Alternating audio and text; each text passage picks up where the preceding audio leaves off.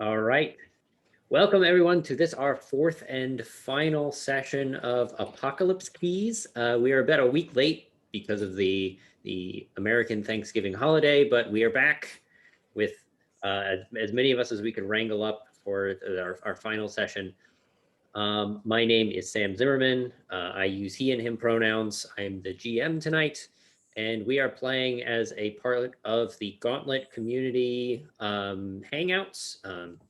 We are a bunch of RPG enthusiasts and players and GMs who like to hang out together and play ridiculous superhero-y storytelling games like this one, all kinds of games. You can find more information at gauntlet-rpg.com. There will be a link in the description of the video.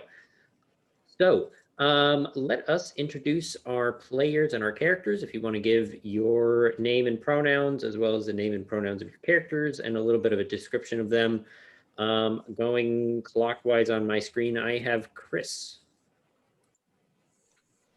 Hi, I'm Clinton. You see, I'll be playing Janus the Found, who also uses he, him pronouns, and he is a basically an interdimensional refugee who was found by the division and has been put into the field to hopefully head off a coming apocalypse and avoid causing one, which, you know, he's still, he maybe not doesn't completely grasp that whole part yet. So he's occasionally stumbling towards creating an apocalypse instead of stopping one. But you know, that's how things go sometimes. Yeah, that sounds about right. Thanks. And Jax, why don't you introduce yourself? Hi, Jax Thomas. I use they, them pronouns. I am playing Novella Teague, she, her. Novella is a Victorian ghost who can speak with the dead and can control shadows, and the darkness demands that she break the veil between the living and the dead and to kill death.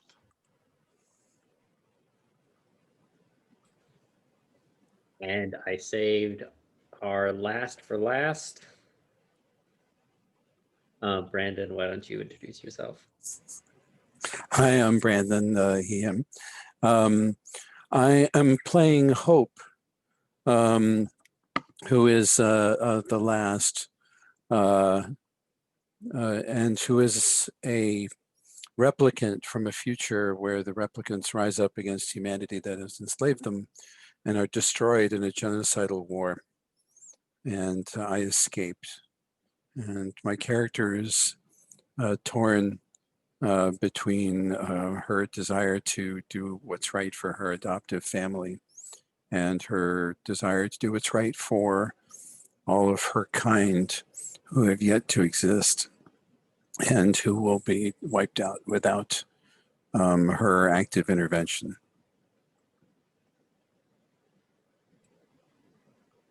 Sounds about right for this game.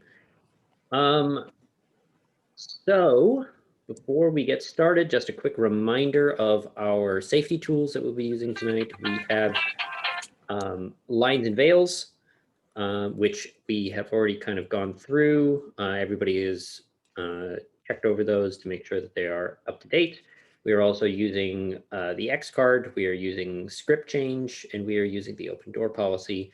There will also be a link in the description if anybody wants to learn more information about any of those tools. And with that, I know it's been a bit. So recap from last time, previously on, we have all four of you kind of converged on this warehouse near the outside of Florence, where you guys have been investigating a string of murders that have been occurring. Each one of the murders was committed by a different person who very clearly had motive to commit said crime and a weapon, and were kind of caught red-handed. But there was a significant number of very high-profile murders, all within the span of about a month. And so the division decided to intervene and The group that they sent to Florence, within a week of being there, all killed each other. And so the four of you, now three of you, have converged on this warehouse where the bodies were being kept or are being kept. And in doing so, disturbed some kind of creature that has been living, nesting, hanging out here. A kind of a bulbous wolf looking creature with the horns and fur of a goat, and has apparently some kind of emotional manipulation powers that it started using on Hope. And Hope is not particularly happy about that. And if I remember correctly, we had closed our scene last time with our fourth Sojourn, who was played by Dan, coming in and smashing this creature into the ground, basically very nearly killing it, while Novella floated down to where the bodies were kept, and triggering some kind of anti-death rune that, or like a protection rune that was placed on these caskets that was intended to hold the dead in place. And Novella herself, being dead, is getting sucked in by the protective warding that has been placed on these caskets. So I think we'll. In addition, Sam, if I may. Yeah. When Sojourn in and struck the creature, Hope reacted with reflexive anger, and that anger manifested in a bolt of blue energy that smashed into Sojourn and threw her against the side of the warehouse. I do remember that, because Hope is wearing this odd circlet that seems to amplify emotions. Yeah, which is a wonderful thing to have when you're fighting a thing that amplifies your emotions even further. Yes. So I think we'll start with Janus, I think, because you're the one who's the most kind of in tune with these runes and this kind of extra magic that you are, your kind is somehow involved with. And so you see, you saw Novella kind of float down past you and head towards the crates in her like Mary Poppins umbrella maneuver. And so as she starts to get kind of drawn in, sucked toward the crates, what is Jonas doing in this moment?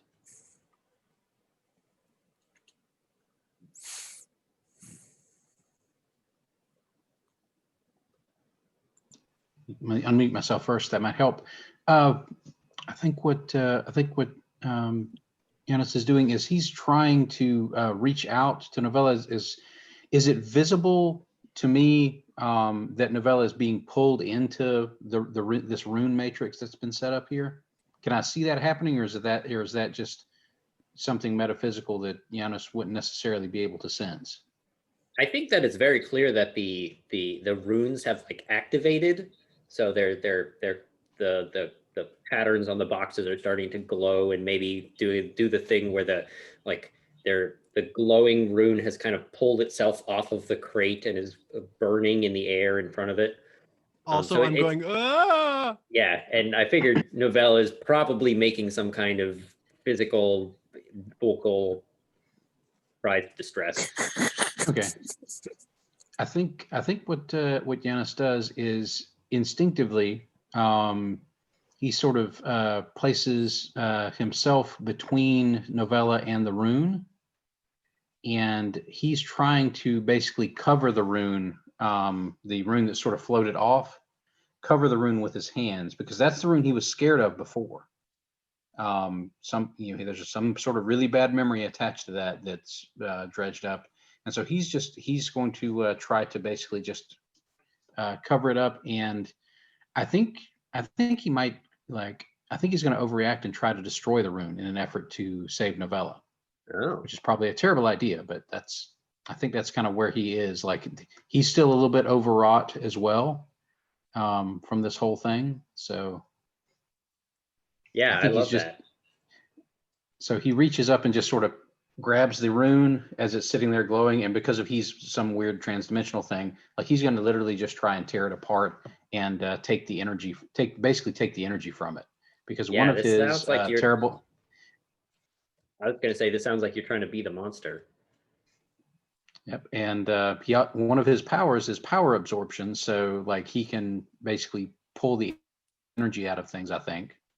And hopefully that will give him an actual extra here. We'll see how this goes. All right. I'm trying to remember the move for that one. On the first page, I can include it in the Zoom chat. I've got the dice room. Let's see.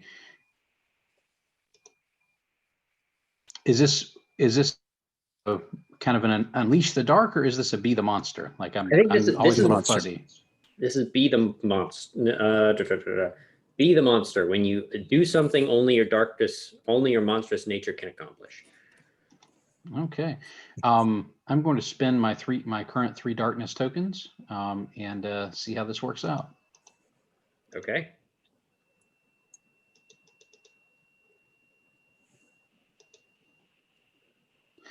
Ah, yes, a 14. That is a 14. Yes. I've been wanting to go on the high side for a while. I've never been able to actually pull off the high side move. On an on an 11 plus, you go too far, and there's a complication, worse outcome, or hard choice. The rune is clearly here, keeping something contained. Not anymore. And so the complication is going to be that the thing that is being contained is not going to be particularly thrilled about you, or thrilled about you being there. And so I describe what this destruction looks like, what this magic looks like. I think like it really looks like he's basically grabbing this sort of floating image of this rune, and he's just literally like ripping it apart, and just basically like he's basically torn a piece of paper, just like it was written on paper in the air, and he just basically tears it apart, and the energy sort of dissipates. Maybe he absorbs a little bit of it to sort of bleed it off so that it doesn't just explode in a runic energy blast or whatever. But it's suddenly gone, and hijinks ensue. Yeah, like that. And so, Hope, you're the one wearing this circlet thing. Yes. How does it feel when 100 angry voices are screaming in your head all at once? It makes me want. It makes me want to lash out with everything I have. And Novella, what does this look like as this box that the rune was on basically explodes with dead spirits that are all very angry? Yeah, I think it's, a lot of these, sort of, they're spectral forms, but they don't really look like Novella. Like Novella has more physicality. Like they're like faded photographs, right? Like the longer they've been gone, the more sort of faded they are, the more, maybe the more removed from their humanity. And Novella has a little bit of that herself, right, with the face thing, but they're even more so. and they're all different colors. Like some of them are these like this like almost like blood red, and a lot of them are like purple, and there's a lot of gray, which is kind of novellas a very gray looking. And I don't know if the colors like kind of give away what the feelings are, or why. I don't know the reasons behind the colors, but yeah, it's just like all of these different colors, these very like spectral, almost misty kind of forms with this really faded look. Yeah, I love that. Hope or Novella, do you guys do anything in this moment as this swarm of some of these the small-ish spirits? They're very clearly have lost something. They're not like full manifestations. They've lost some of their humanity, but they are this kind of just pure emotes of uh, anger and frustration and panic and pain. I think Novella like just like instinctually like grabs for the shadows to try to contain them, like you know, try like you have a bat in your house and you're trying to catch it with a blanket, right? Like basically like that. And it's not very elegant. She's just kind of like reaching for the shadows to try to move them and have them contain. Yeah, I like that. Um, Hope, what are you trying to do as this is going on? Um, Hope's a little blindsided by this because her attention was focused so much on Sojourn and the creature. Mhm. And so she is just going to turbocharge if she was going to do anything. Which where she just where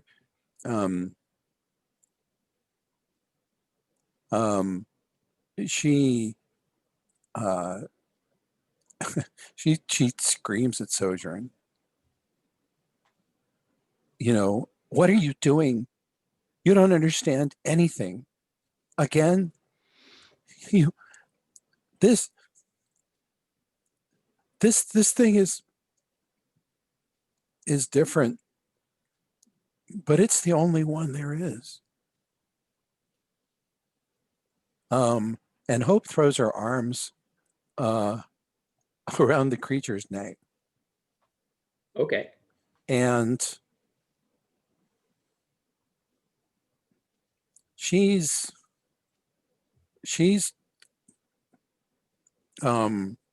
she's saying you should all be, you should all be ashamed of yourselves. Are Every you one of reaching you. for the light with this creature? Can I do that with the creature? Yeah. You can reach for the light with anybody or anything.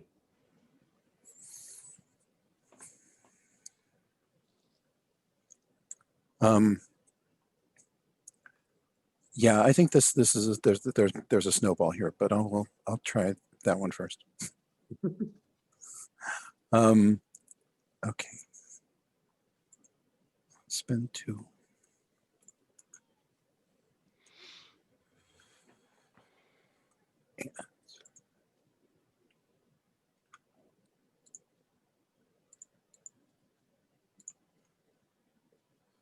That 10. is a 10. On an 8 to 10, you both find the light in the dark. How do you gain hope? Each of you gets one of the things. You want to gain or lose 3 tokens of darkness, gain a I new want to bond. bond. I want to. I want to bond. I love that. Yes. What do you want to call Because this Hope thing? didn't. What do you want to call it? The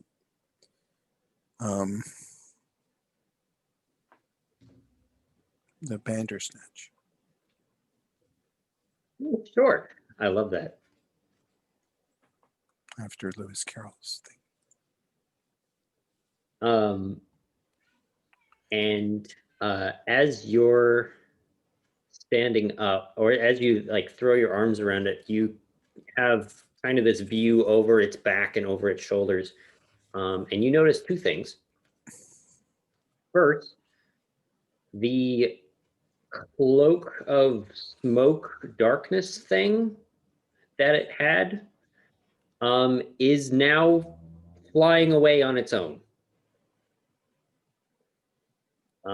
It is no longer attached to this creature. Secondly, at any time the kind of the spirits get close to this thing, the wound on its back leg starts visibly stitching itself back together. And within 10, 20 seconds, it is no longer bleeding all over the place.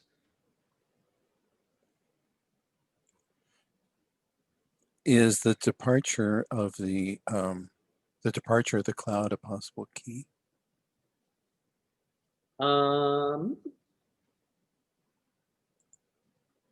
You already have a piece of the cloak as a key. That's fine. Just asking. So you have more information about it, Um, but you already have a piece of that as a key. um, If you wanted to Yeah. describe how you're grasping for keys in this moment, then you certainly can do that.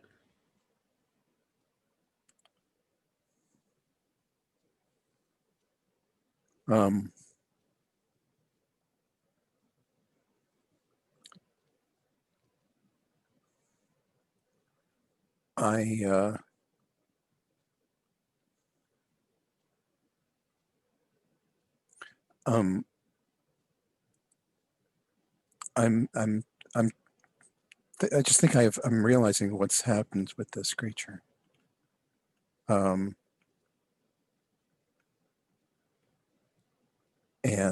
the fact that the darkness and the creature are two different things is critical, because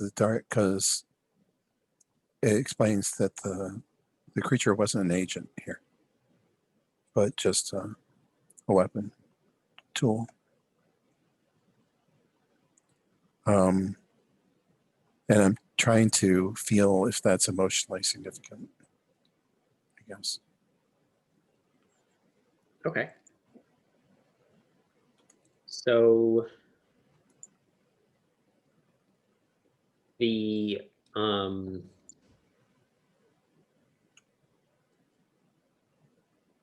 what does this look like in the comic panels, I guess? What this Is this the like inner monologue, like going back through information type deal?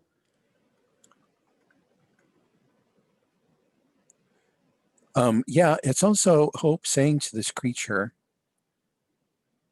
"You're not the bad thing, are you? You never were. And you're a long way from home, aren't you?" Okay. Yeah, we could call this grasping for keys, I think. If you wanted to do that and get some more keys out of this. But it just seems to make sense. It's Yeah. a moment of insight.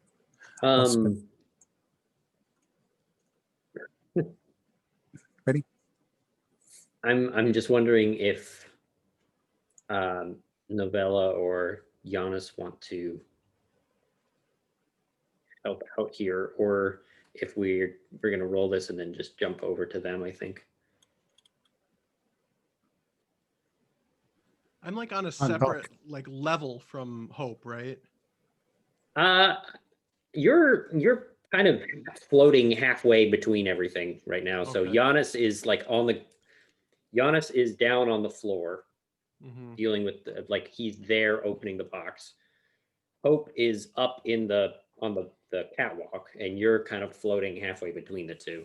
Yeah, and I think I'm too busy trying to like engulf these spirits to sort of even recognize that this like, you know, shared moment with the shadow puppy is happening. So Okay. And I think Giannis is kind of wrapped up in basically the energies he's absorbed from that rune, and I think he's going to end up listening to the dark here in a minute. So But I do share. I said, wait, these things are healing you.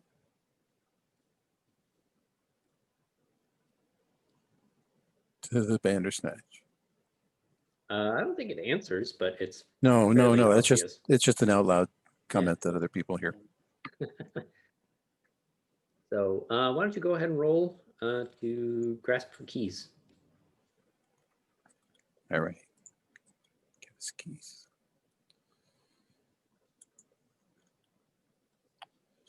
That is Snake Eyes. That's a really terrible roll. On a 7-, you find more than you were ready for. You may choose to mark doom to gain a key anyway. But in doing so, I will reveal how you might become a harbinger of the apocalypse. Yeah, it's perfectly obvious that that's what's going to happen.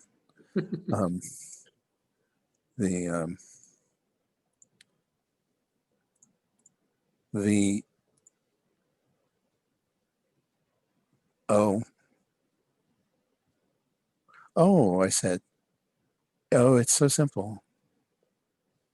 I just have to send you back home. Note to everyone. Awful idea. Terrible idea. Go ahead. So Tim. you're marking a point of doom. Yep.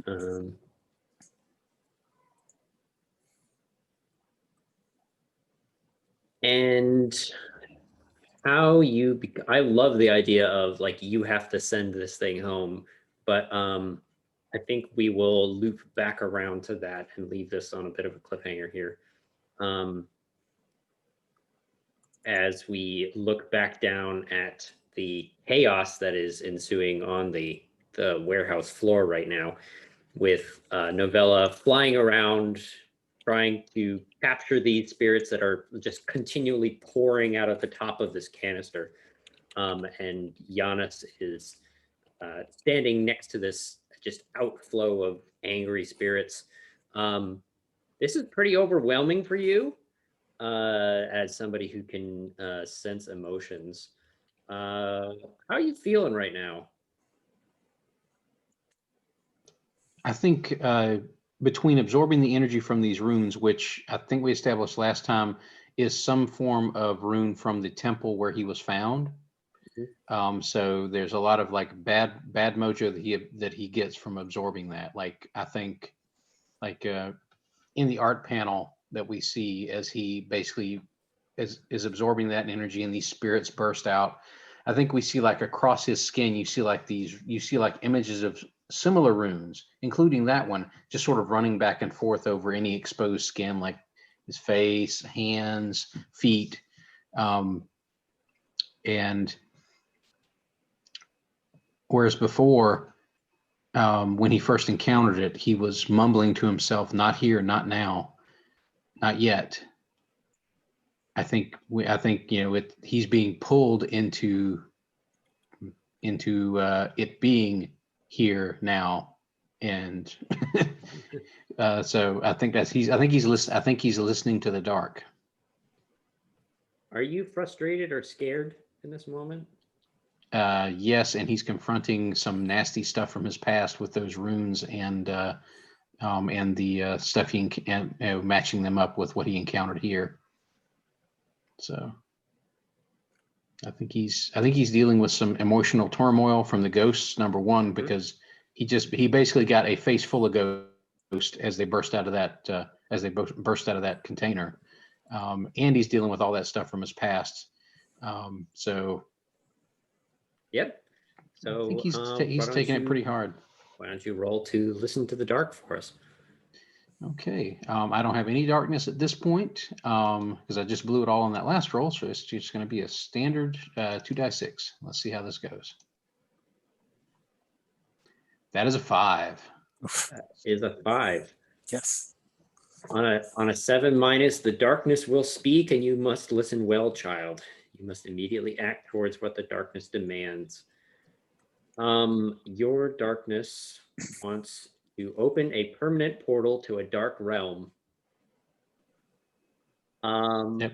It wants me to hurt those who care for me and open a permanent portal to the dark realm, which, you know, when opening that portal, it accomplishes both things. Yeah, kind of. Efficiency.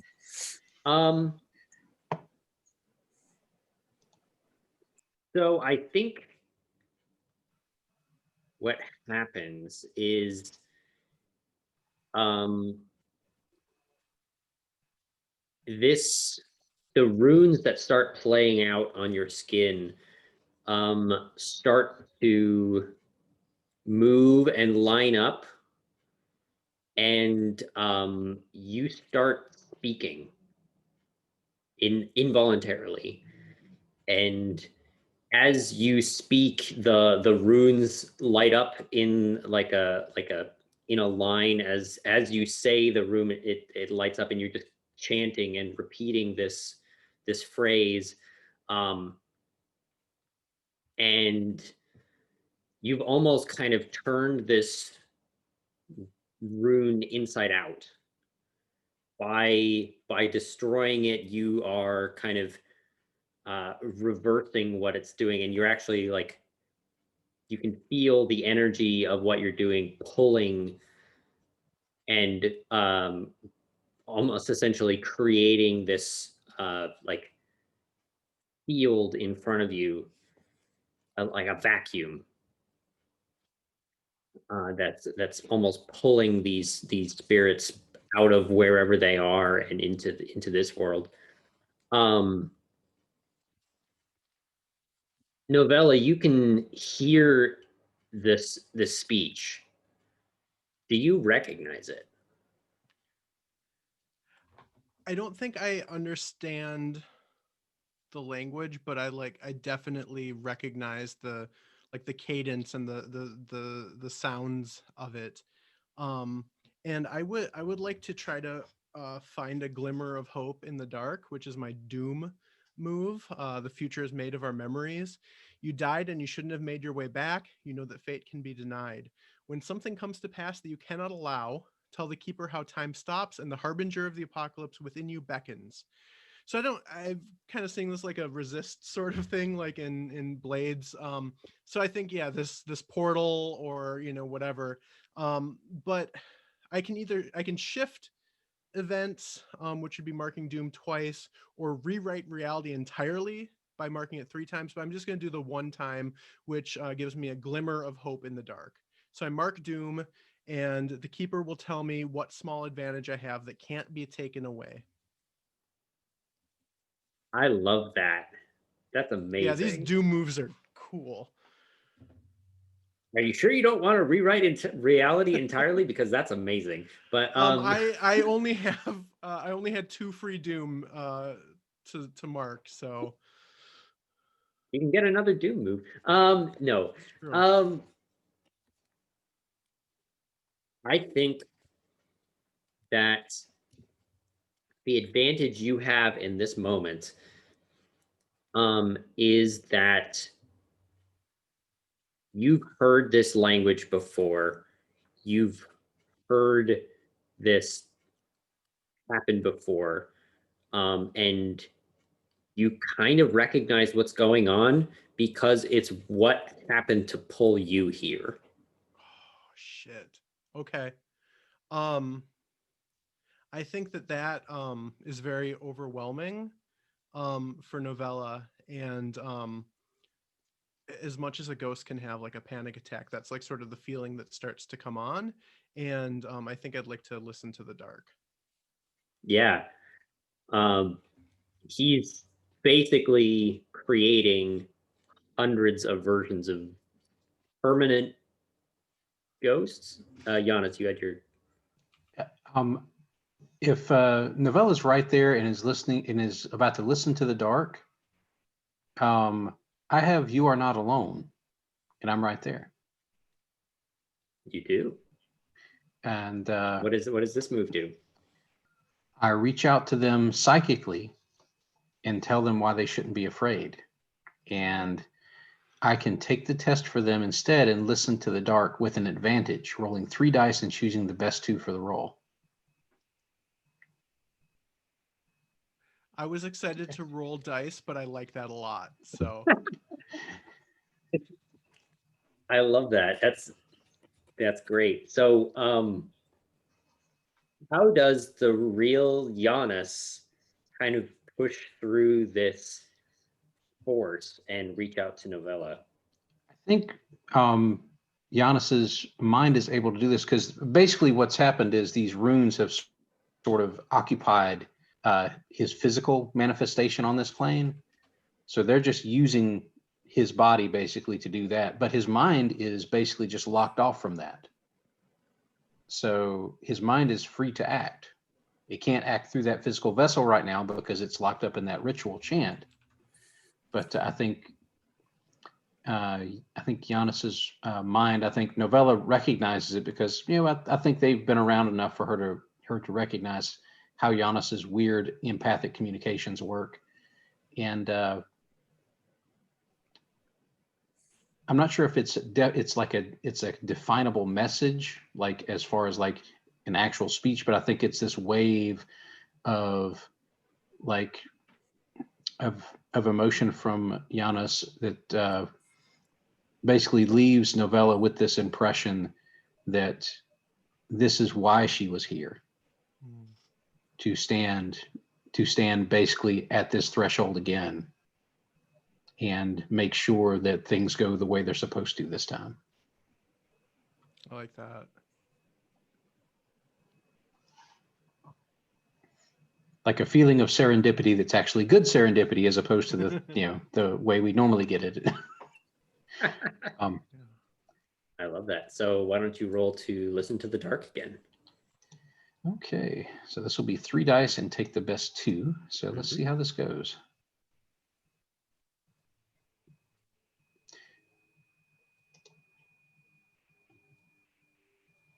I did that. There we go. Okay. Oh, I can get a 6 and a 4 or a 6 and a 3, and that would either one of those would be an 8 to 10. So I guess I'll take the 6 and the 3 just to be really safe and make it a 9. Perfect. On an 8 to 10, you managed to keep yourself together. And what insight do you gain about the darkness? And I think that would pass that back over to Novella so she can define kind of what revelation she gains from being able to look through this with Giannis's emotional support, sort of shielding her from maybe the worst effects of this ghost bomb, whatever it is. Thank you. I think, I mean, so what the darkness demands of me is to break the veil between the living and the dead, and like that's what's happening right now, basically, right? And to kill death, which to kill death would be no one dies, right? No one goes to the land of the dead. And I think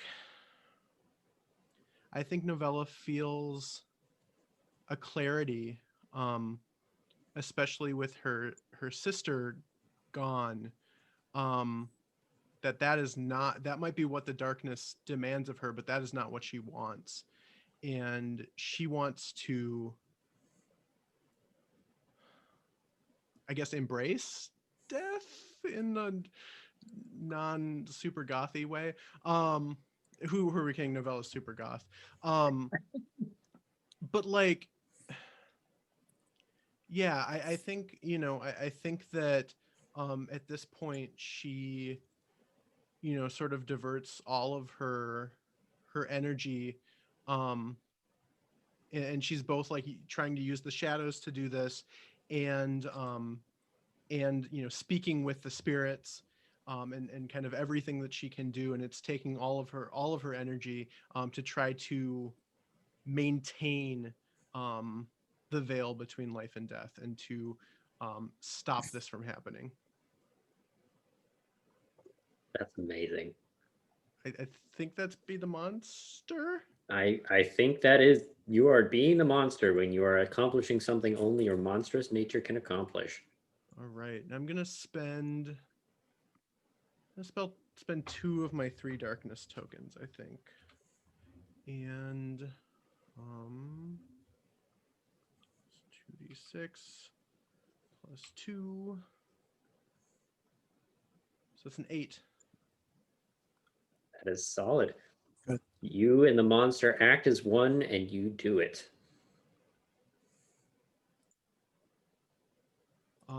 So, describe what this looks like. Yeah, As I mean, you- so I think in the like the comic book panels, right, what we see is we get like consecutive shots of like, you know, shadows sort of creeping up the walls until we have a panel that's like just darkness, basically. And I guess describe to me a little bit about like what the sort of scene is like I guess of I'm trying to picture what, like, am I trying to, am I like plugging a hole, or am I, you know what I mean? Like, I guess I'm Yeah, having a so hard time. quick recap. The scene here is that the group of you are in this very large industrial warehouse that clearly used to be like a big shipping facility or something, but is completely empty except for these 4 crates that are smack in the middle with all these, like, there were at one point security cameras and searchlights and all this other stuff, which have now been kind of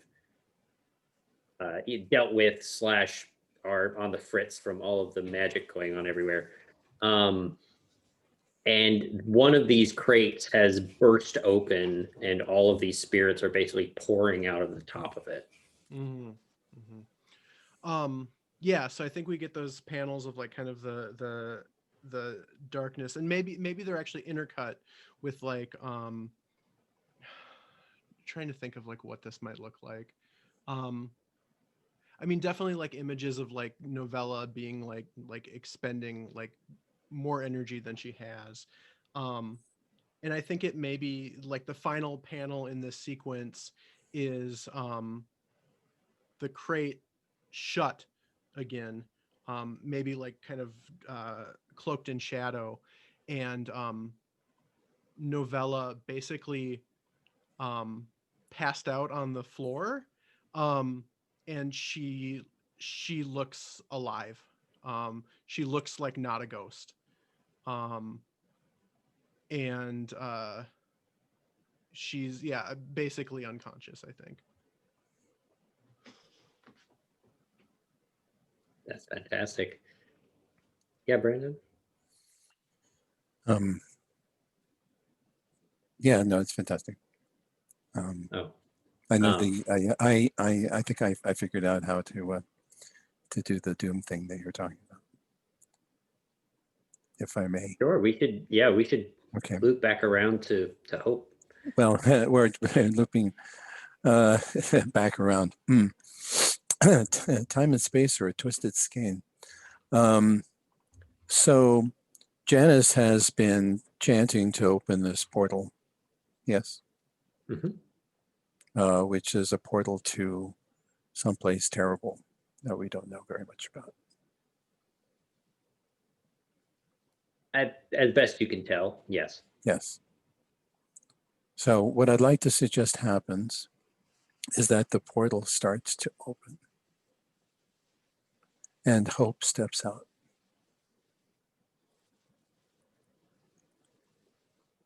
And Hope says to Janice, "I'll take you home, I promise, but not yet. Okay?"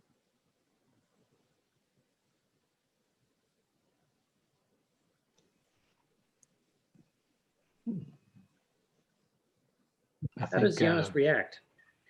I think if portal's opening, I think maybe Giannis is slowly like control over his physical body, and he's sort of like little as he's trying to basically come out of this sort of rictus he'd been locked in while whatever, while the ritual was going on.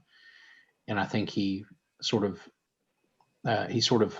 it looks like he's maybe a little drunk, as he tries to do that ooh, I have a physical body again. This is weird. And wow, these muscles are really stiff from locking up like that for so long.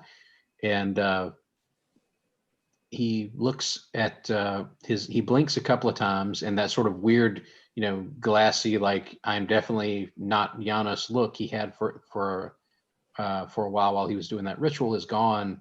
And he blinks and he gives you that sort of more Giannis-y look. And he says, not yet. Not yet. Okay, says Hope. Is Hope also on Yes. the catwalk still? Okay. Yes, Hope is holding on to the monster, and is focused on the monster and her recent revelation. This is another one, or the same one. She says, "Okay, then you can close this door, right?" And he takes a deep breath, and he just sort of like he sort of breathes in, and I think it's almost like he's basically inhaling some of that energy that was used to sort of push the portal back open, just sort of back inside himself, like that power was just resting there and waiting, and he just sort of takes it back in. And he looks a little better once he's done that. Like this, maybe the physical body was, is built of whatever that power is, and expelling it like that caused, was bad for him. But now that he's taking that energy back in, that potentiality back into himself, he's looking, a little more like healthy, happy Giannis. Hope, the Hope that was standing before Giannis, comes over and puts her arms around him, kisses him on the cheek, and says, "Good." And then she turns and steps through nothing and disappears. And Giannis blinks and goes, and then he like he sort of rubs his head a little bit and he says, again with that. Can I make a suggestion? Yeah. The Hope that is on the ground next to Giannis stays. Okay. And the Hope that is on the catwalk gets on the monster, and the two of them run off. Sure. The Hope that's down there after she says "good," she looks up to the catwalk, and when you look, you see the other Hope wave, and then she and the monster disappear. Yeah, and the key that you get out of all this, because you do get a key out of all of this. If you watch the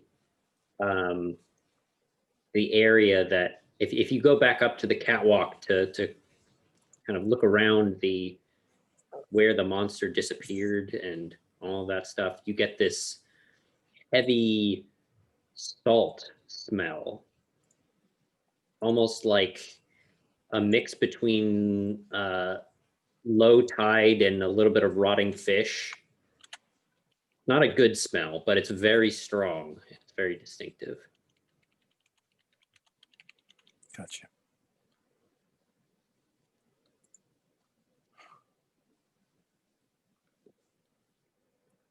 And I think that is a good spot for our first break.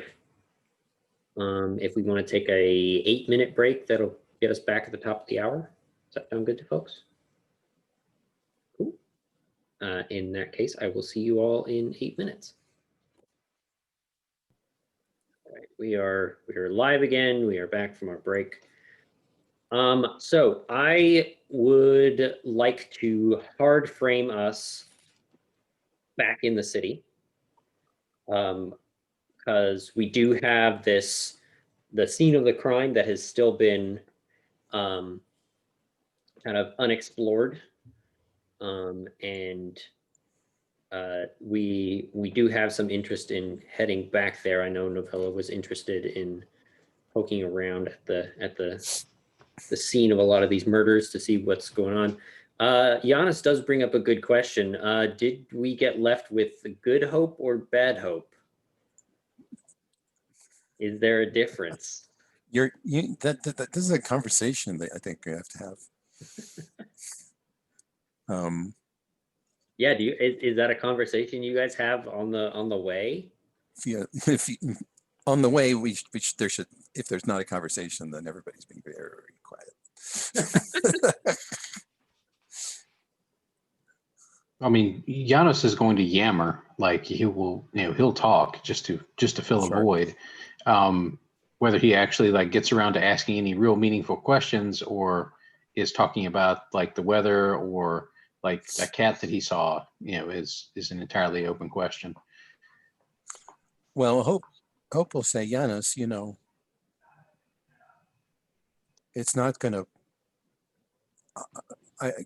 Do you understand? It's not going to work out the way you think it is. I'm not sure I even know how to think of working it out. Mm. I know what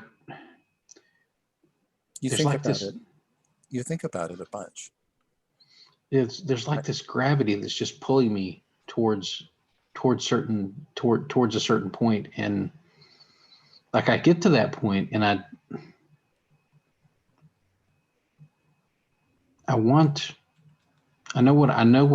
think I know what I want to happen, but I don't know, especially after what just happened. I don't know that what I want to happen is something that can happen or would really. And should I want that to happen? Like I don't know that either. I promised you that it would happen. But I'm only going to keep that promise if you don't try to make it happen before then. I think Novella, who I don't know if anyone remarks on the fact yeah, that she looks alive now. No, But yes. I think she just looks at you and she's just like, "What the fuck are you guys talking about?" And she also notices that the weird awkwardness that she gets around Hope, she's not feeling that right now. Hope says to Novella, I'm so glad that you got through that. It wasn't necessarily going to happen, And I was kind of not looking because I was afraid that it was going to go the other way. I think it might have gone the other way. I mean, and I think Giannis sort of puts his hand on your shoulder, like tentatively, and says, "Are you okay? You look wrong. Are you sick? This isn't this." That. I think she's well, actually, Giannis, for the first time since we've known her. And don't get me wrong, she's still like pale as hell. She's still very pale complexion, but yeah, there's a presence to her that wasn't there before, and her face isn't doing anything weird, and yeah, she's like, no, I think I'm great. But but I don't take this the wrong way, but I mean, your faces are all different. Mm-hmm. Yeah, like there's just like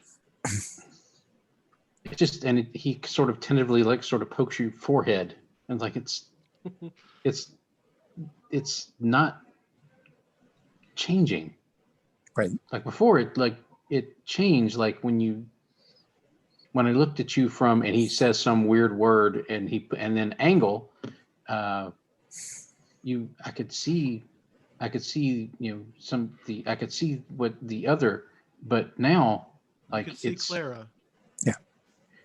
but You it's, could see Clara, and Clara's gone. Clara's She's- home. You know, that makes perfect She's- sense, says Hope. Oh, I'm sorry. Does it? No, not that Claire's gone. I'm so stupid. Ugh.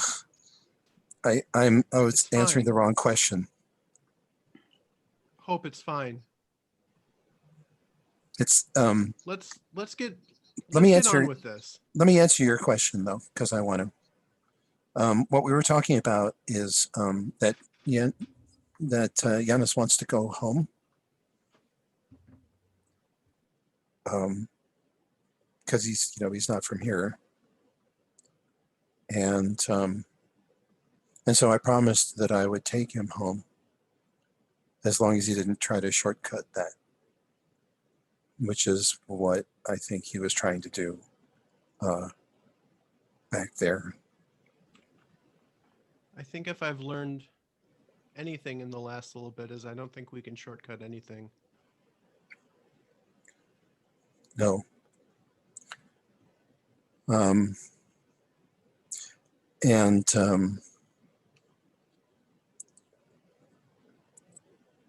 It could have been worse. I'm really glad to see you the way you are now. Thank you. I don't completely know how to feel about it. No, of course not, because you lost somebody. I mean, believe me, I can understand that. I think this is the place. Why don't Yanis?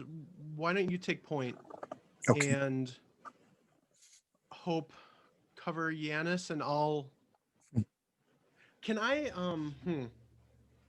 I think you guys get to roughly where City Hall is, and Michaela is standing there, like looking at the three of you walk up, just arms crossed, leaning up against a pole, and she looks Looks very cool. confused. As a reminder, Michaela is our city clerk who was assigned to show you around and kind of help the investigation, because she is now one of the, through the fact that a lot of the city politicians are now dead, she has somehow managed to be one of the higher ranking officials, even though she is kind of new to this.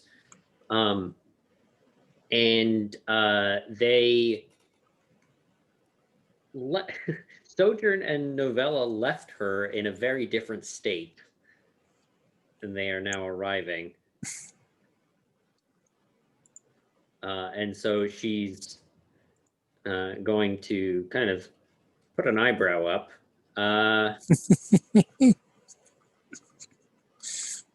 This is where's your angel friend?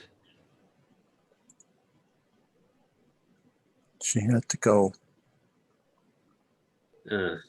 Okay, well, I guess I'm not that concerned. I guess I don't know what goes on with you people. Weren't you a ghost? Still am. Okay, you guys are weird. At least you two look like people.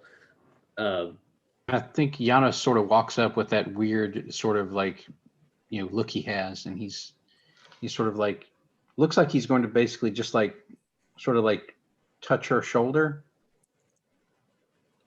And he just sort of like lightly touched it and said, and he like jerks back and says,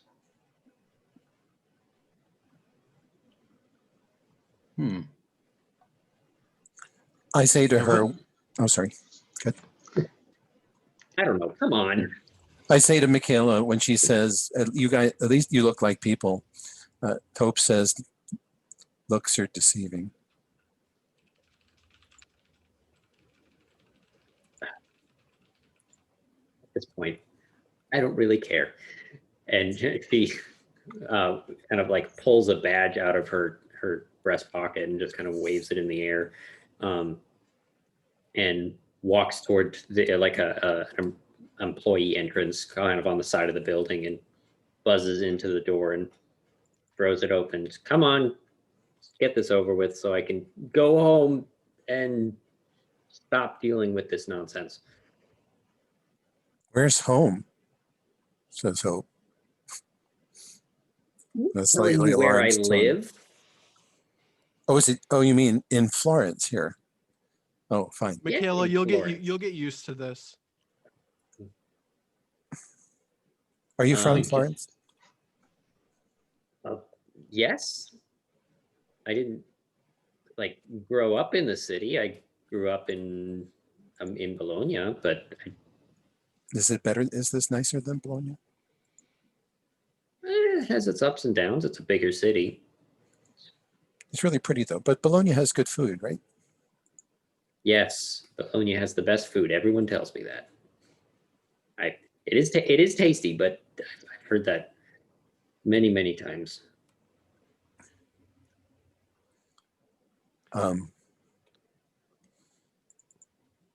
No one talks about the architecture or the church or the library or any of the actual fun stuff. It's a Everyone really talks about. pretty You're church. not- Can we? Bologna. You're not supposed to eat that. You're not supposed to eat the church. That's why people aren't talking about it. Bologna is. Bologna will be a much nicer place than Florence.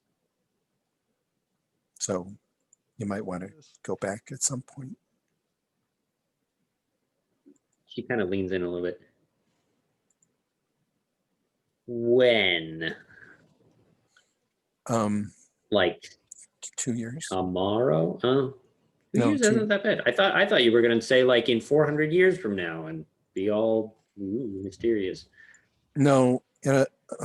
Well, there's a significant chance in 2.5 years that someone will set off a pinpoint bomb here.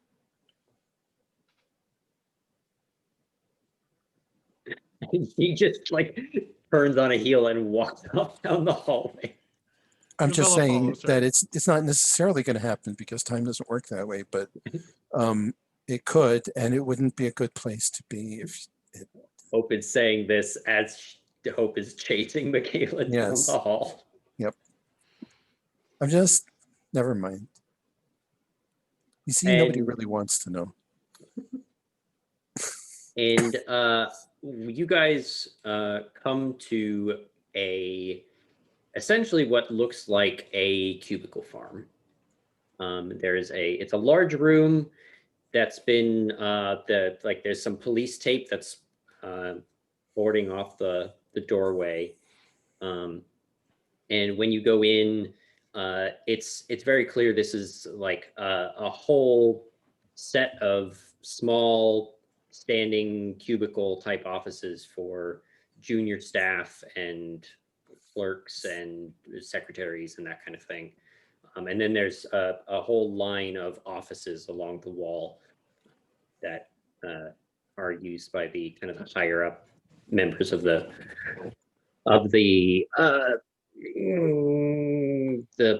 political organization. I can't think of the right word off the top of my head. So, how are people interested in exploring this space? So there are the police tape that is kind of blacked off this entire room. And you can see that 2 of the offices have their glass doors smashed. And there is 1 cubicle that is essentially black with soot. Well, I want to talk with dead people, so I don't know what other folks want to do. Giannis is now walking around on the ceiling. Nonchalantly, not remarking on it, just sort of looking around. I think Hope will try to look backwards in time. Okay. I like that. So, I feel like Novella and Hope are pretty much attempting to do the same thing here. Novella, you get the sense that the strongest kind of spectral energy that you're getting out of this room is coming from those two offices. Okay. And so, Yeah, I move. yeah, how is Hope helping you with this? With the kind of going backwards in time, and how are the two of you working together on this? Well, so I have a move, Death Walked here. When you seek to reconstruct events or learn something valuable in an area, roll plus darkness. That's good. And I mean, I ultimately want to be grasping for keys, but I think that's the foundation for that. So I mean, I wonder almost if Novella and you know that scene in the Wire, the sort of famous scene with the where they say the word fuck like a million times, but they're like reconstructing the crime scene, Bunk and Yes. McNulty or whatever.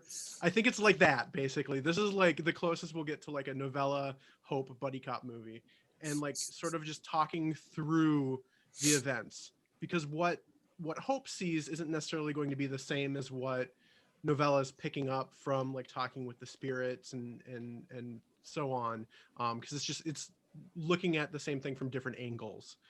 So I think that helps helps her reconstruct the scene or the sequence of events, you know, more accurately. I love that. Yeah, I love that too. You know, Novella says, okay, so yeah, he got really angry and jumped out of his chair. And Hope says, yeah, and he hit this coffee cup with his hand. That's why it's over on the other side of the room. Yeah, that kind of thing. I love that. So yeah, why don't you roll Death Walk here? All right. I'm gonna spend 2 darkness. You also have some bonds with Please Hope go that you can well. use if this goes poorly. But it It didn't. So it's an 8. That's an 8. Nice. brilliant. So an 8 to 10, where am I? Looking at the wrong one. 8 to 10, Death shows you exactly what happened here. In addition, you can ask Death questions. Choose 2. I love my buddy Yanis Death. being like the strong like Dr. Manhattan vibe right now. I'm digging Yes. it a lot. As he just walks around on the ceiling. So Death shows me exactly what happens here. And then in addition to that, I get to ask 2 questions. Okay. So do you want me to ask the questions first, or how do we want to run through this? So the exactly what happened here, the sequence of events that you've seen, the clerk who was working at this desk that is now burned, got up, essentially lit a match and threw it in their own trash bin to set off a fire and set off the sprinklers so that there's chaos going around. And so Hope sees people running back and forth and water going everywhere, and everything's kind of damp and soaked. And as the offices are emptying, basically this person sees the people walking, sees the higher ups in the offices walk to the window, and you can just see the silhouette, and then shoots them through the glass door.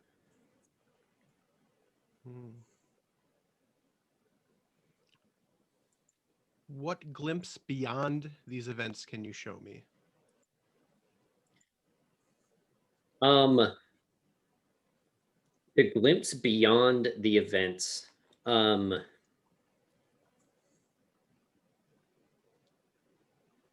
The spirits of the 2 politicians are stuck here. And they don't know why. They're panicked. They're confused. And they can't, they are basically reliving that last 30 seconds over and over again and are stuck in this loop, essentially. I would like to try to calm them, but first I'll ask my other question, which is, what important item or knowledge was taken from here? Was taken from here. I'm going to give this one to Hope. And what I'm gonna ask you to answer this question. What is so distinctive about the gun? It won't be manufactured for 50 years. It's a style that doesn't exist yet. Yeah, and that's your key for this. It's a future. It's made to look it's made to look like a gun from this era, but it's firing rocket rounds or something like that. Yeah, that's good.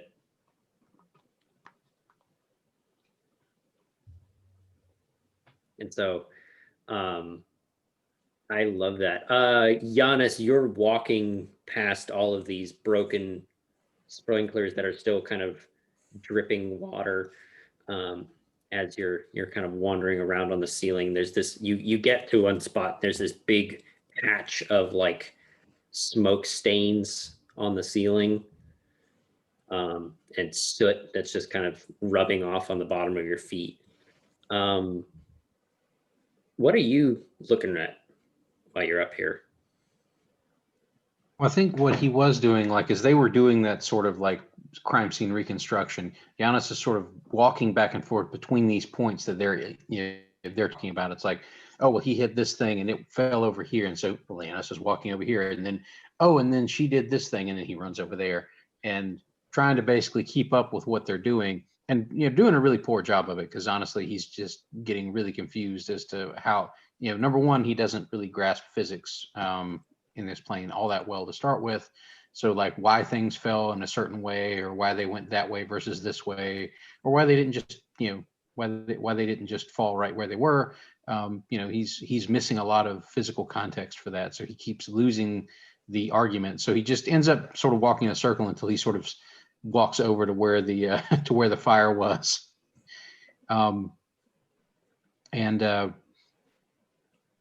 I think what he sees there as he sort of starts to step into this big patch of smoke stains and stuff, is he notices a pattern in the smoke stain. Oh, I love that. He's about to basically step into the middle of it before he catches himself and goes, oh. I love that. I think you're grasping for keys here. Yeah, they forgot to tape off the ceiling. Classic mistake. Let's see. I will spend 2 points of darkness to see if I can make this work.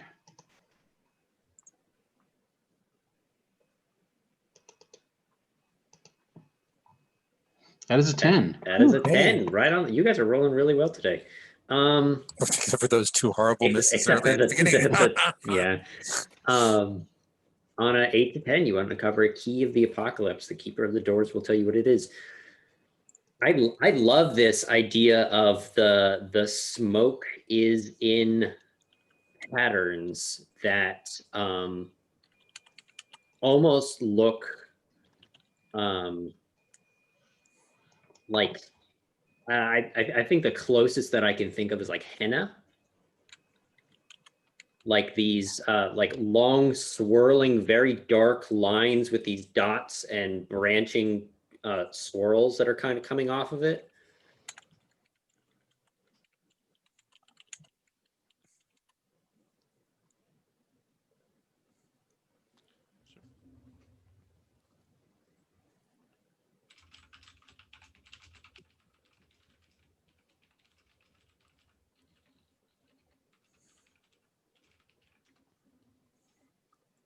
that's fantastic. So, Novella, you were interested in interacting with these spirits. Yeah. And so I you head over to the broken door, and it's not, it's very weak. It can't manifest it like it's the same kind of impression that you would get of somebody who's been um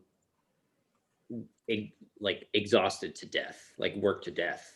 And they're the energy of this spirit is feeble and fading, but it is still relentlessly going through this repeated motion where it'll be sitting at this desk. You see it look up, look around in confusion, stand up. It opens up a drawer in the desk, pulls something out of the desk, and then rushes to the doorway, and then falls over, and then immediately teleports back to the chair. Mm-hmm. I think I try talking to it in that way that like is just very present and steady, right? Like the way you might talk to someone who's very like emotionally dysregulated, like really overwhelmed emotionally, or like manic, or like, right, just being a very calm and steady presence. Mhm. And just kind of slowly, being very intentional with my words, speaking very slowly and in a gentle manner, but still with a little bit of firmness to it, and just trying to reassure the spirit that it doesn't have to keep going through this cycle. Okay. I think this is unleashing the dark on them. Okay. Sure. Yeah, I mean, ultimately, I want to try to get information from them, but I feel like I have to calm them down first. Yeah, so you are essentially enforcing your will on them Okay. to make them I calm down. will. I'll spend both of my last two because I've been having good luck with that. And you did it again. Say it again. It was a 10. Right on the money. All right. On an 8 to 10, you wield the darkness with precision. Choose 2. You can get past their defenses, get what you want from them, avoid reprisals, harm, or cost, gain the upper hand, expose a weakness, or confuse them. Am I doing this for both of the spirits, or it's just this one? I feel like for now it's one, but it's the kind of thing where once you know how to calm down the one, it will be fairly easy to just go over to the other room and do the other one. Okay. They're both kind of locked into the same thing. Yeah. Well, I mean, ultimately, I want to get what I want from them. So I guess the question is, right now, would that be calming them, or would that actually be getting information from them? Like, I think they are calmed by the 8 to 10, and then you get 2 things. So getting what you want from them, so I think, is I want to get information that puts me in a position to grasp for keys. To be blunt about it. I kind of want them to tell me their perception of what happened. I'm especially interested in like what emotions they were feeling. I want to avoid reprisals, harm, or cost. Good choice. okay. That's a good choice.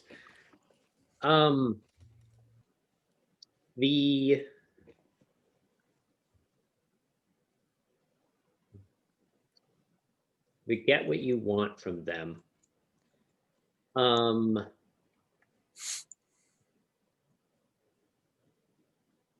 There is a feeling of protection, but it's not about a thing. It's the emotion that this person had at the end was overwhelming confusion mixed with, oh no, I have to protect this thing.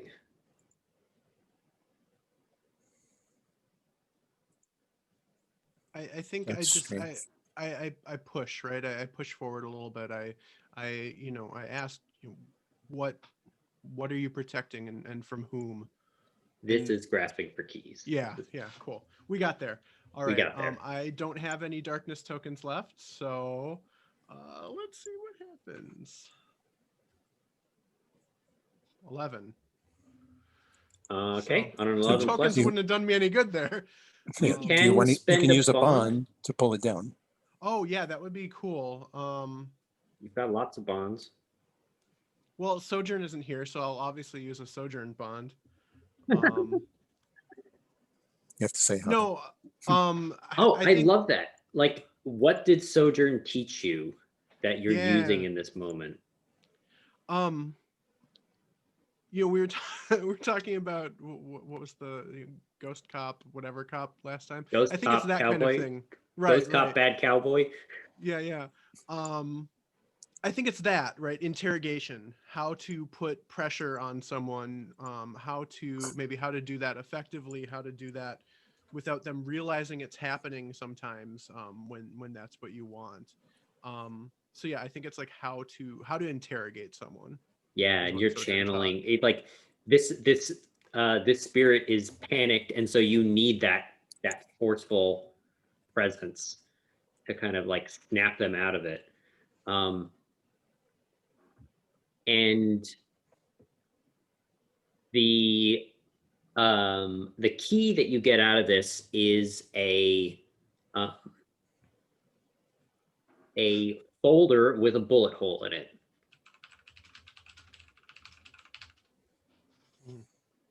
And the folder has kind of in the collapse of this person has been thrown across the room, and so by kind of forcing them into this moment, you get a sense of clarity about those final seconds, and you see this person reach into the desk, pull out a file folder, walk to the door, and then get launched backwards by this bullet, and the folder goes flying and ends up behind like a potted plant in the corner. Mm. Is it still there? It's still there. Oop, I found it. What if I just pick it up and hand it to Hope? Fine.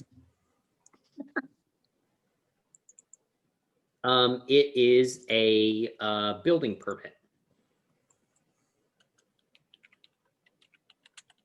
or at least an in-work building permit for a specific kind of office building that is planning on getting put outside the.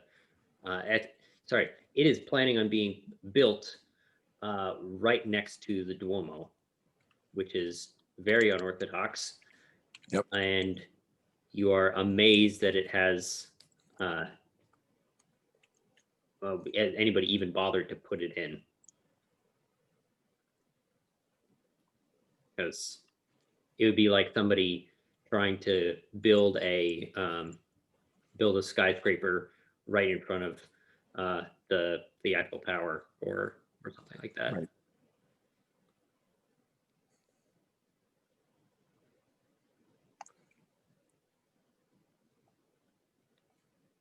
That's really strange. No one would let them build a building next to the Duomo. It's the most visible site in all of Florence, and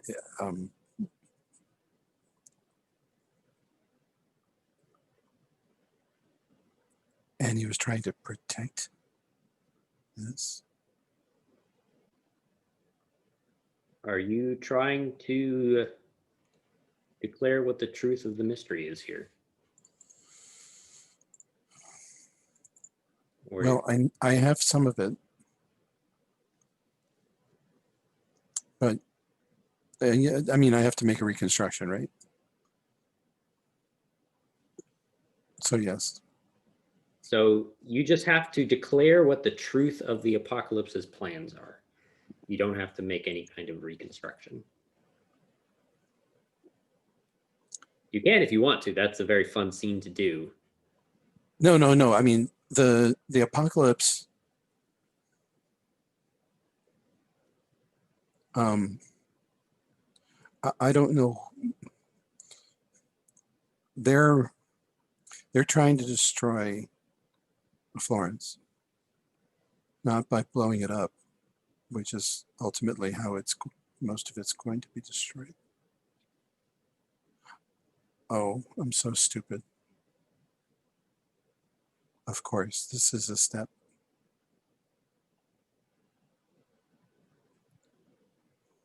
Before they can destroy Florence for real, they have to destroy it.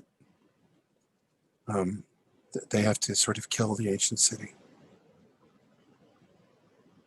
And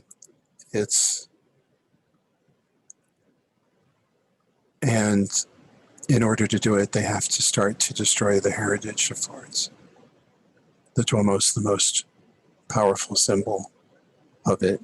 And in a way, it anchors the city in reality, and in people's perception. And there's that darkness that we saw brought in some tools to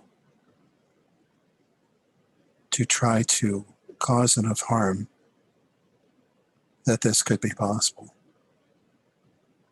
You see the smoke stains up on the ceiling, which is a spell pattern, I think. And the Bandersnatch, which is a creature that they found somewhere that amplifies emotions and made people do intensely crazy emotional things near it. That darkness was around it and was driving it, maybe increasing the power, its natural power of emotional focus. And so all of these murders were happening for perfectly plausible reasons, but they were targeted.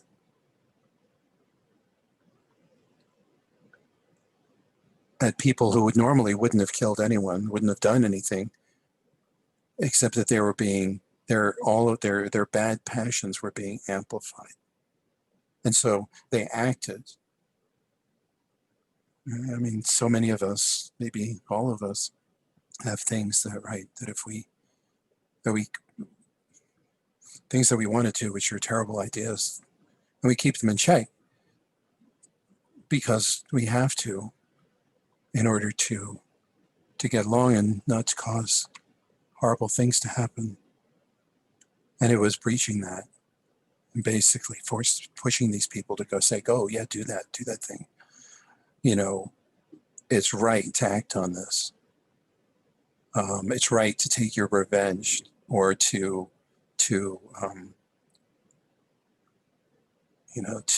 let your anger out and to express that in horrible, lethal ways so that specific people died in specific places that could block this pattern. And then when the division people came in, of course, they were targeted too, so that they wouldn't be able to stop this. That's what's happening. Does that make sense? Dex, Chris, do you guys want to add anything? I think that maybe that this idea that basically they have to psychically or metaphysically break the city before they can really destroy it. I like that idea, and I think basically every little bit of this stuff is kind of a cascade. Like as as these horrible things keep happening, and then those horrible things get more and more publicized, you have more and more people choosing to sort of move away from the city, like losing their connection to it. Like this isn't the Florence I grew up in. I need, this isn't home to me anymore. And so you sort of break that connection that people have with their home. So it's causing this sort of bleed from the city of the people that would normally sort of psychically reinforce the sense of Florence as it should be, or as it ought to be, maybe. Mhm. And so the best vision of Florence, the folks that hold that are slowly filtering away, and that sort of just has a cascading effect, because as these people that could maybe build a better Florence in the wake of all these tragedies are moving other places. Yes. And heck, we even were pulled into participating in that because we suggested to somebody that they move out of Florence, and they're actually one of the people that's working to fix it. Even we have stumbled into this pattern ourselves by not being aware of the pattern. Shit, I did And that. I've done that twice. yeah, and so like it's pulling all of us, this sort of weird emotional matrix that's been constructed by whatever summoned that dog creature in to wonder about the city and like hit everybody's emotional buttons.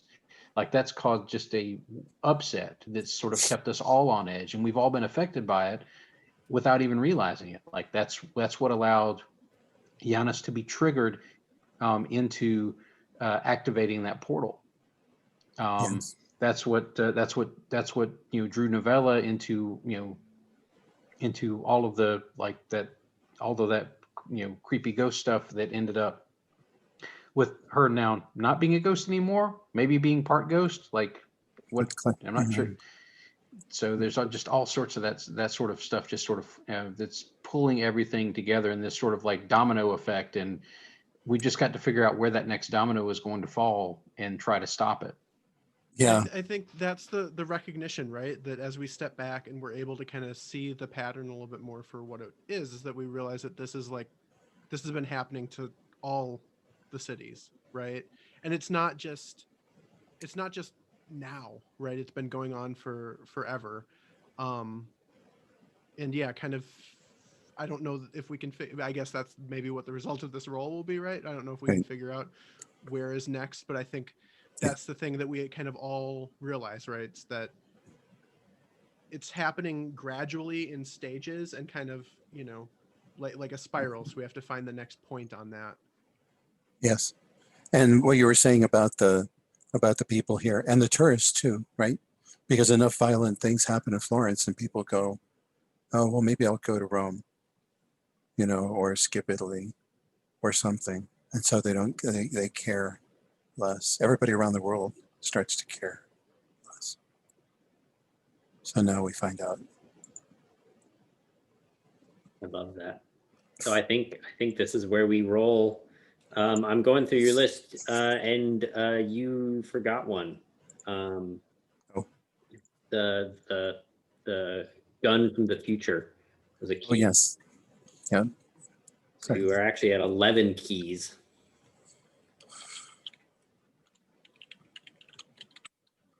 Two, 3, 4, 5, 6, 7, 8, 9, 10, 11. Yeah. Okay. Complexity 7 means that you are at +4 this roll.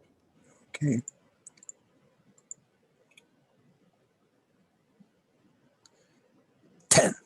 That is a 10. That is right on the money. On an 8 to 10, the truth opens doom's door. The keeper of the doors will present an opportunity to protect what matters most, take down a harbinger, or otherwise stall the apocalypse. I think the opportunity that you guys get, the three of you are talking and like having this discussion. And you turn to look, and Michaela is looking at the three of you with utter panic on her face, and then turns and runs. Stop her. And we will do that after we get back from our second break. Yeah, let's take a quick break. Back again at the top of the hour, I think. That's good, everybody. Cool. I will see you in 7 minutes. All right, we are back. And we have a character who's now fleeing the scene. And Giannis is probably the one who notices first, seeing as you're the one who's kind of on the ceiling and has a good kind of bird's eye view of everything that's going on. Giannis, what are you doing? I think Giannis it's the fast movement I think that catches him, almost like bird head kind of movements. That's but that's and he sees her running away, and he doesn't register it as being necessarily like a bad thing, but he feels like maybe he frightened her with the whole situation. So he tries to catch up with her and calm her down. Like that's his mindset. So I think he basically just effectively sprints across the ceiling, like he's bypassing all of the cubicles and stuff that would normally be in the way, and he's just sort of doing this mad sprint across the ceiling to catch up to her and say, "Wait, I think we figured it out," and Yeah. I see think how well that goes. Yeah, I think you are unleashing the dark on her when you are enforcing your will on her. Okay, I have, let me double check, but I think I've got 2 darkness tokens on me right now, which I will happily spend to catch up to her.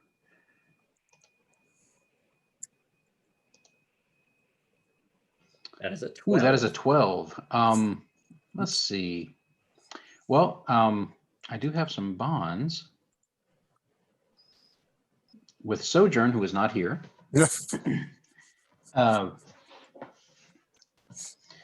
And I also have one with Hope.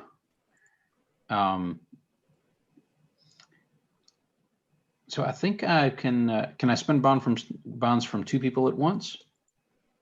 You can do spending bonds. You can do after you make the roll. You can use multiple bonds on a roll. It does not say anything about them having to be from the same person. I think maybe Hope sees like Giannis's initial reaction, and then is kind of keys on to that Michaela has seen us in there and has taken off running. And I think Hope actually moves to intercept her in a far more efficient manner than Giannis is doing.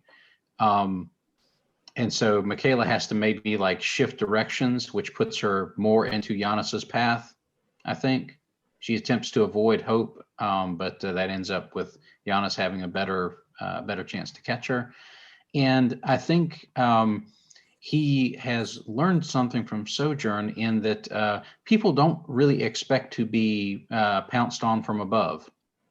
Like humans just don't seem to register like three dimensions.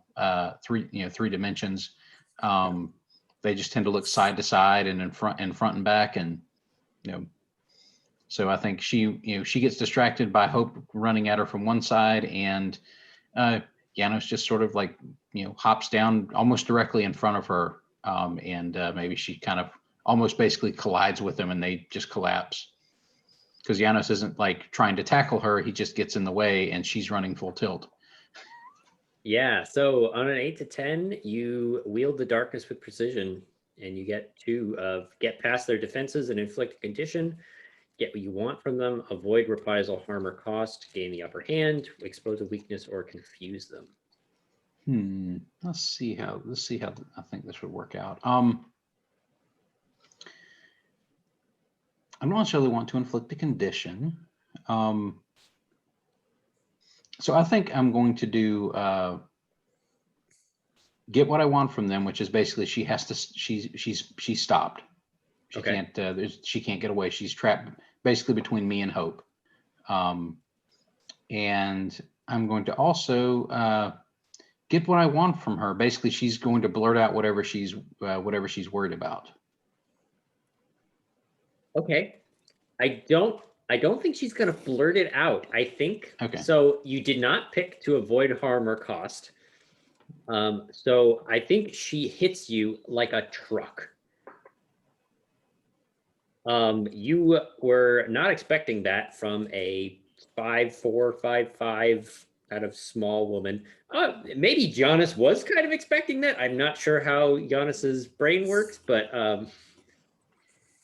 she Physics is weird. Like y'all's physics is weird. It's just you can never tell what's going to happen on this side. yeah, but it takes all of your strength to stay standing after she slams into you, and you get like skid 4 feet back, and you like the drag marks of the carpet where you basically ripped up the carpet from standing on it. And you hear a thunk as two glass eyes hit the ground. And she is now staring at you from these two glowing purple black holes in the front of her face.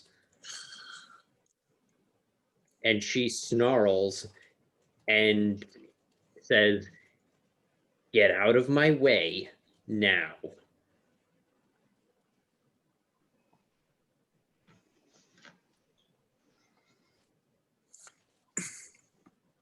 And I think Giannis just sort of looks at the glass eyes, and then looks at her face and goes, "Oh." Would you like to first interact with a named NPC, faction, or monster at this point? I think this is a good point, because that's the first time I think Giannis has had a chance to do that. This is roll plus darkness. So Okay, I don't have any darkness right now. okay. So it'll be a straight 2d6 roll. Let's see how this goes. Never goes wrong. 3. Yes. Almost as bad as it can go. So on a 3, on a 7 minus, they have something on you. What terrible secret do they know about you? Oh, So I think you interacted. You recognize this. and I think she knows about Giannis that she's been to that temple where the division found him in that other dimension.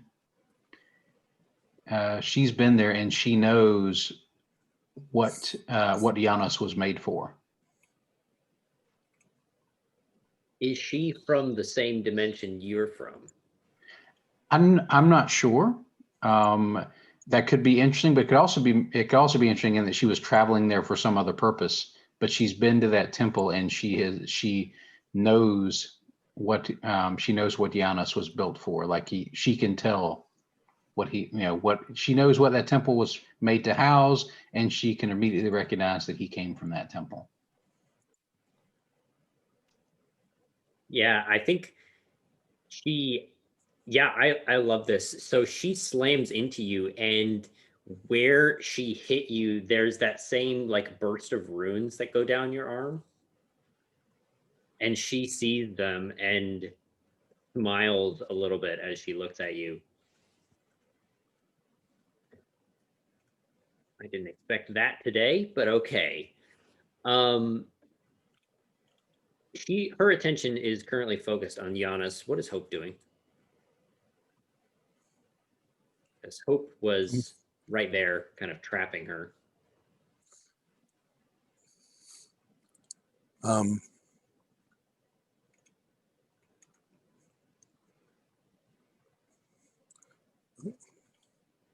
Hope's not, expertise is not in the takedown.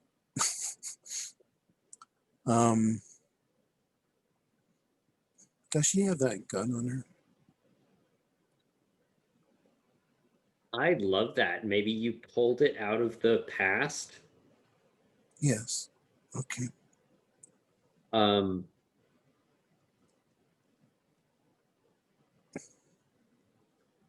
Yeah, I think this is like So yeah. I think that this is like a quick version of your Brown by Dreams move. Yeah, which I don't have, which I logically don't have anymore because that was a different me. I mechanically will kind of hand wave that. So yeah, you can Sure. definitely mark Doom to just have like pulled that gun out of the Yes. past. I love that. Oh, she absolutely will.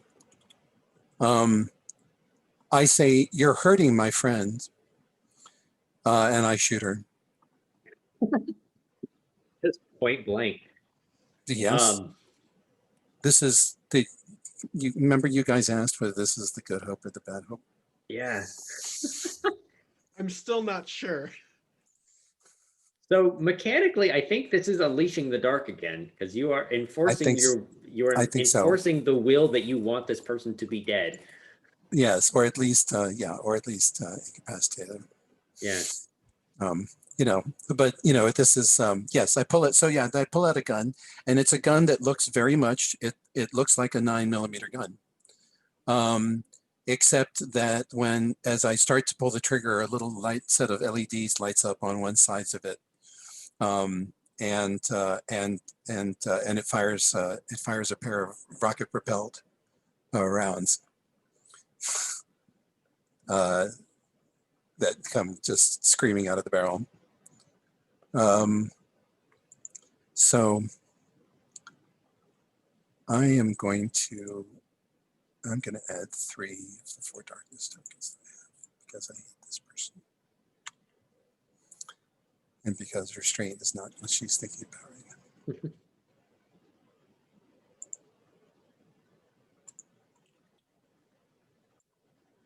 That is a 12. Do you want to use bonds to bring that down, or? Are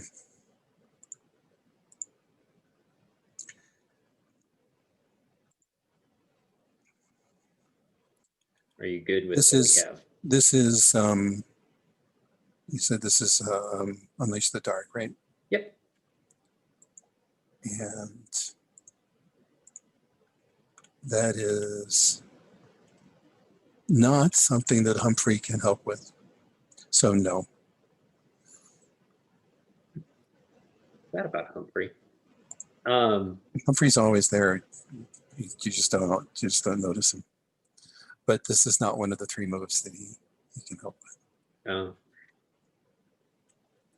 So yes, the darkness shows and it go too far. Yes. Okay. Yeah. So choose one from the top From the above. list and one from the Yes. bottom list. Okay. I get what I want. I shoot her.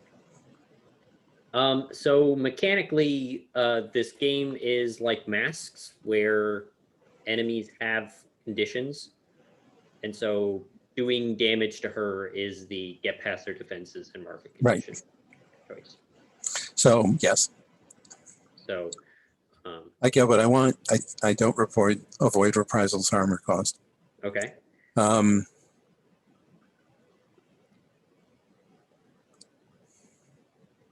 What is it that you want?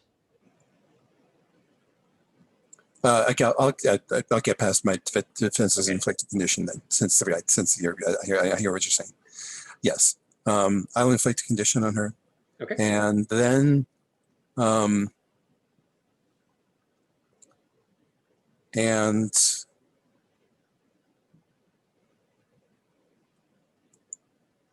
I wish Sojourn was here because this is the perfect time at which this is because this is the perfect time where we break each other's heart.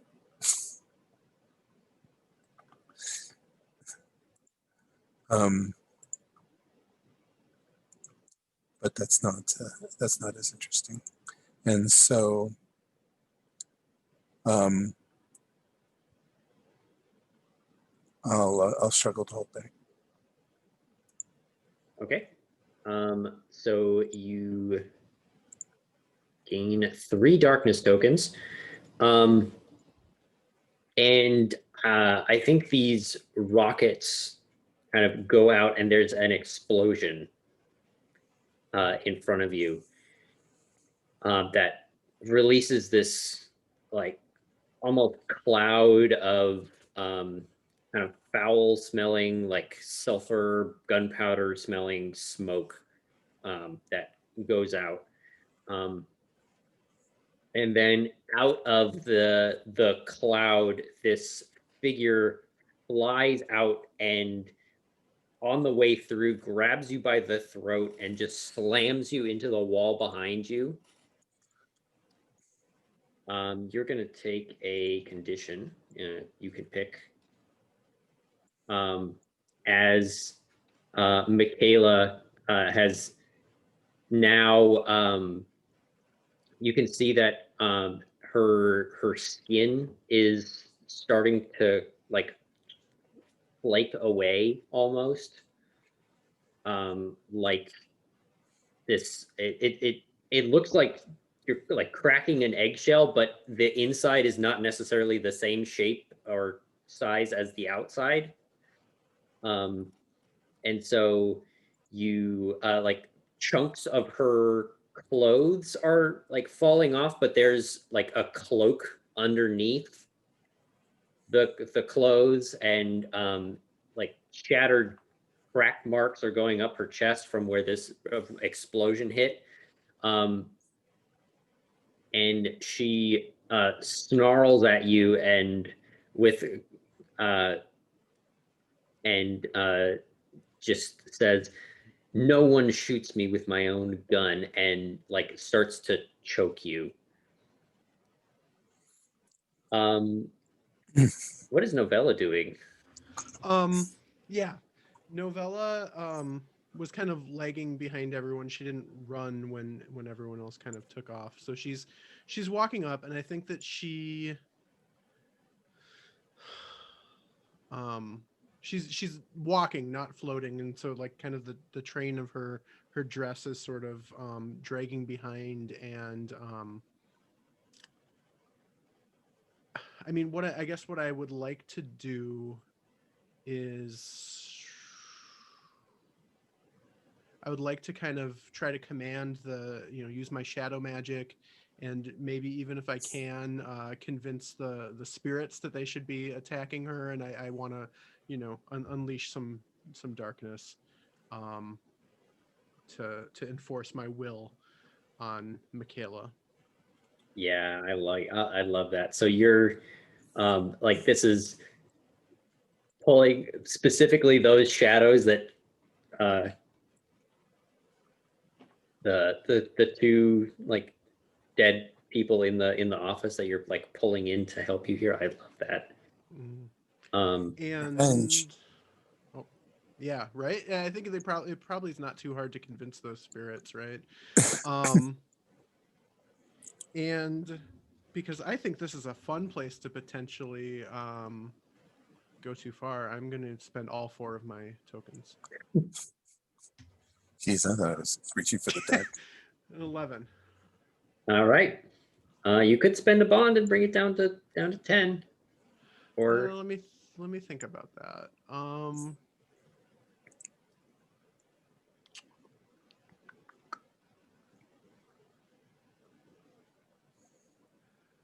No, I'm not going to. okay. So yeah, I want to get past her defenses and inflict a condition. Okay. And then I want an ill omen to reveal itself, and I'm going to mark my last doom. Okay. I'll take another doom move, I guess. But first we can resolve what all of this, what all happens here. An ill omen reveals itself. Mark doom. So,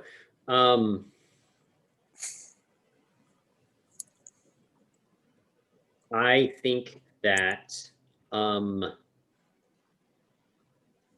the ill omen is that these two figures kind of materialize next to her and to start to like pull away and rip away this disguise that she's using. And eventually Michaela stands up and she's this probably 7.5 foot tall, like dark robed figure that you guys recognize this get up. You've run into these warlocks before, these sorcerers who are trying to bring about the end times. But you've not necessarily encountered her before as this 7 foot tall woman with billowing like silver white hair that's probably 2 feet long in and of itself. And her whole face is just this empty purple black void. And as she's this like echoing scream, her hand goes up and makes three motions in the air, and it's that rune from earlier. And instantly both of the two specters just get sucked into it, and it pops. And Novella, you don't feel the same pull that you did last time.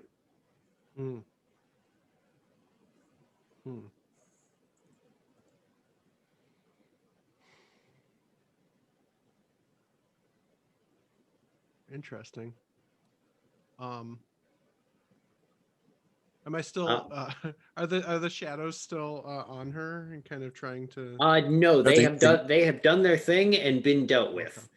Okay. All right. So she did mark a condition from that, but the specters are gone, and the ill omen is that she has this power. What does Giannis do when he sees that? I think that sort of pulls Giannis out of that sort of reverie he was in for a second.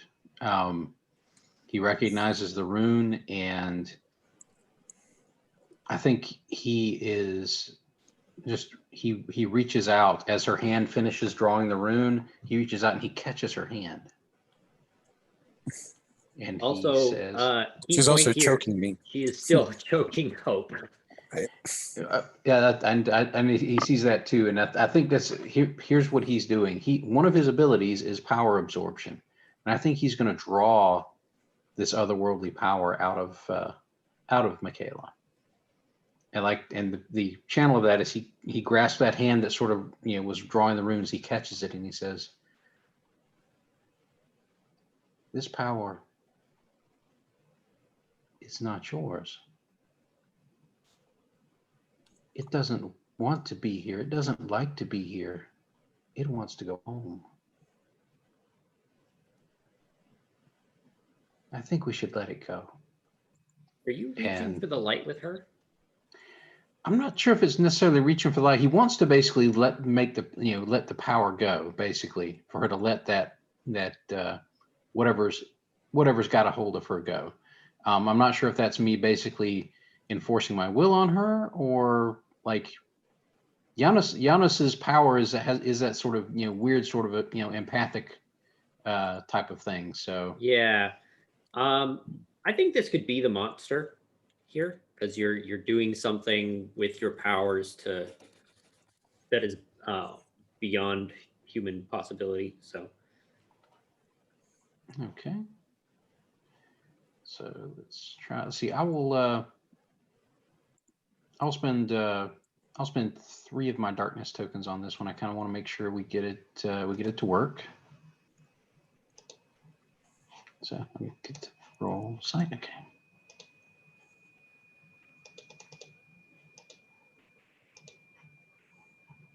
That is an 8. That is an Yay. 8. You and the monster act as one, and you do it. What does it look like as you absorb all of this magic, this power from her? I think what we see is that she starts to try and pull her hand away, like nonchalantly, because she's used to having this sort of, unreal strength when compared to literally anything else on this plane, and she tries to pull away, and she can't. Like it's almost like Giannis is at this point immovable physically to her. And he just holds that hand there. It doesn't look like he's straining. It doesn't look like he's like trying to grab it and squeeze or anything like that.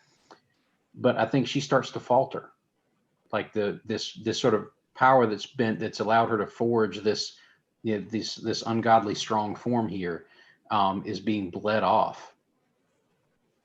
And I think you see the sort of void in her face maybe is slowly losing that quality, that sort of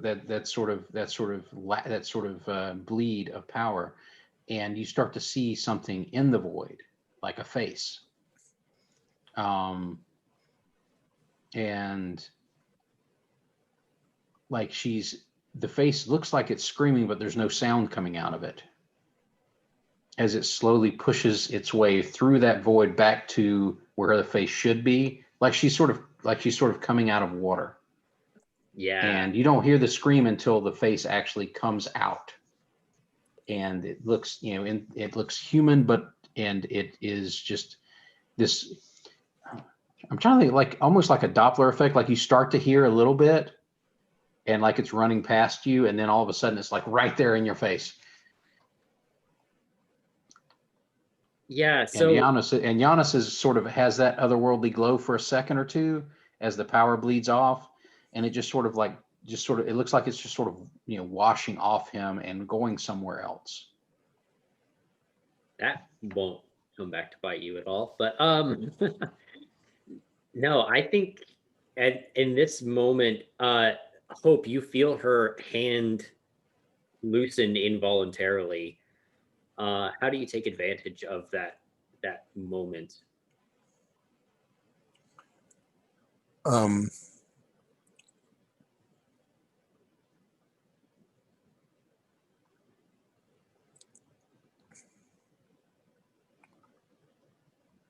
let's see.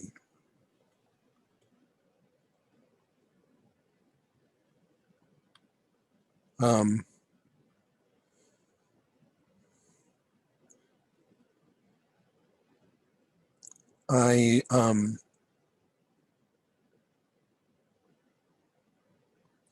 put both hands on her and time stop her.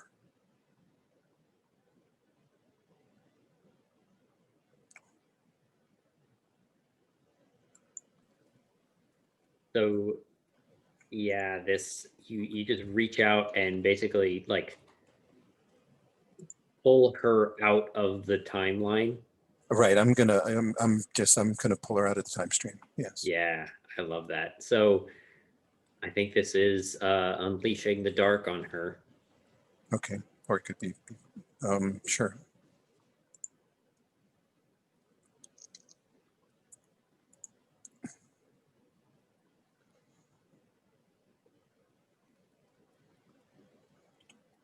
That is really good. Could be the monster. That's up to you. Yeah. I think they both work. I think they're going to have the same effect, but Unleash the Dark has more interesting kind of mechanical ramifications, I think. Fair enough.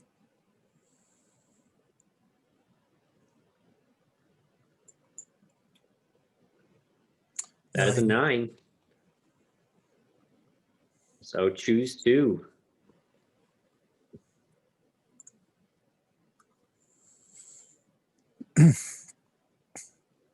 Um,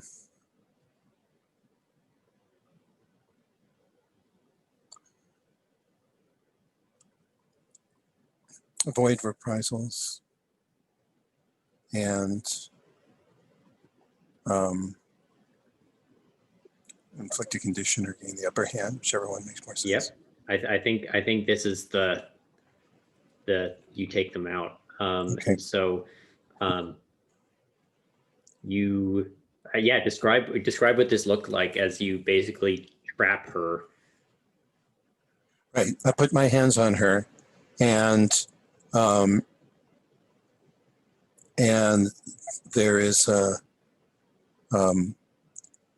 glow that pervades her, and she starts to move, but it's as if she's moving through mud, and it gets slower and slower until she stops dead. And she's like a perfect statue, not moving, not breathing. And then Hope real staggers back against the wall and kind of slides down, holds her throat, and coughs.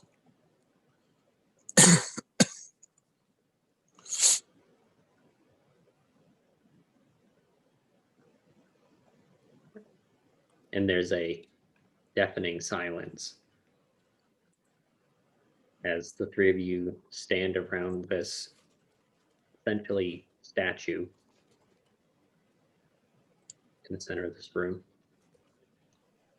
Is she time frozen in that scream still? Yes. Yeah, her face is this contorted visage of pure rage and anger and like this just bare hint of confusion at the slowing down.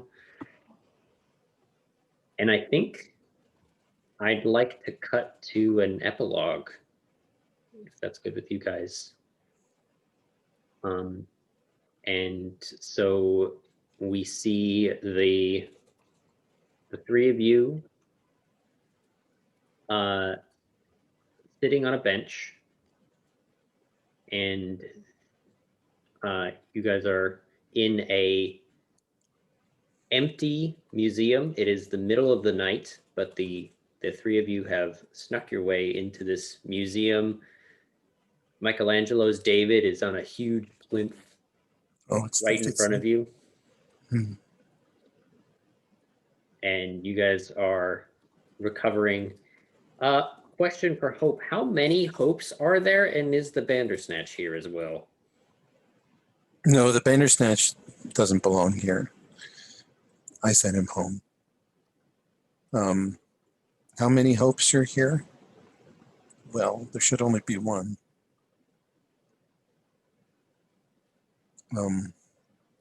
That didn't tell me how many there actually are. Oh, in all of existence? No, in this room right now. Oh, in this room right now. Well, this room's got some big mirrors in it. And so an careful observer might see that Hope seems to reflect more than she ought. Love that. There's just one, but it's like other ones are looking in from other places that are just the other side of the veil. Hope seems very happy.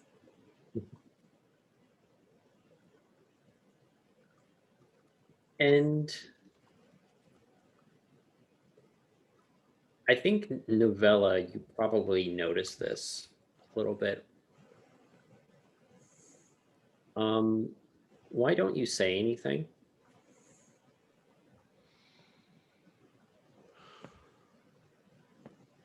I think that the reason I let go of my awkwardness around Hope is that this, I guess I don't necessarily know that it's a new or a different Hope, but the feelings, um, she feels different. And I think that with Clara was my sister's name, right? With Clara gone, um, I think that Novella has sort of embraced her feelings for Hope and what that actually means rather than like trying to pursue something. Um, what embracing her love for Hope means is kind of just letting her be and letting things play out. That there's some sort of destiny, for a lack of a better word, that or fate, something that almost seems pre-written. And Novella loves Hope too much to stand in the way of that.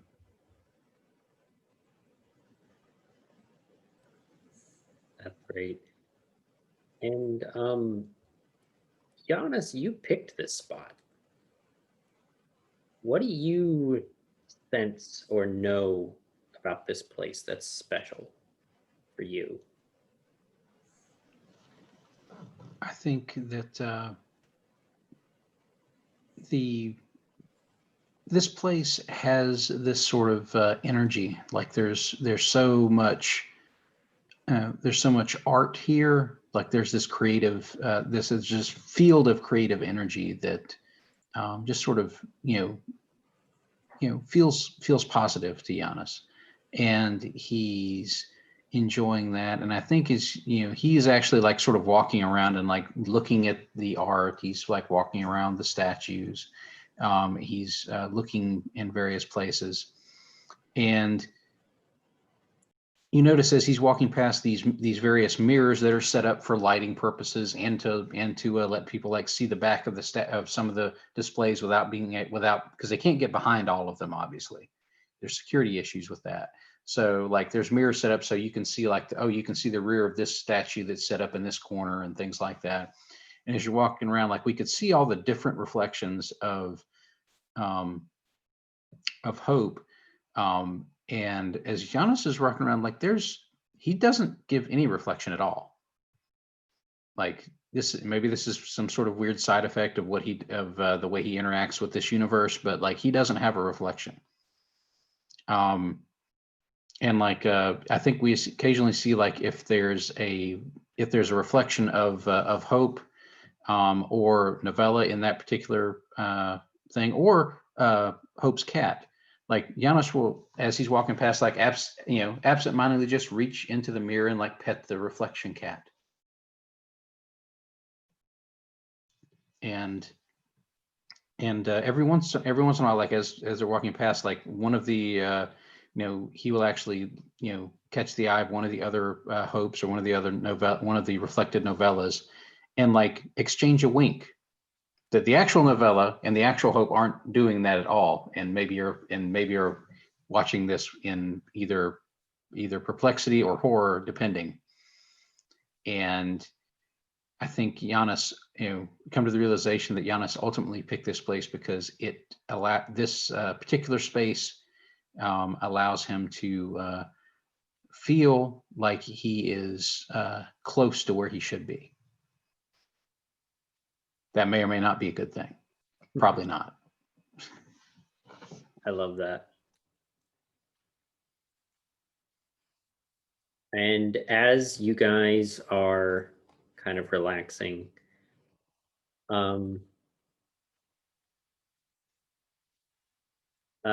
Isadora walks in, and her footsteps are loud in this large kind of empty marble lined space. And she puts her hands on her hips and looks over the three of you. And Hope is probably the one who's closest, and she walks up to Hope and hands you a letter.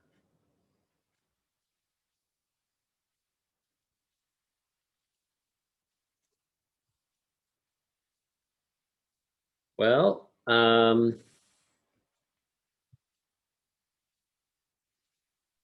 Seems like you've got some friends willing to help you guys stay out of Division's way for a little bit at least. You guys interested in hanging out here, or are you too good to stay on the wild side? I don't know. Division wants us back.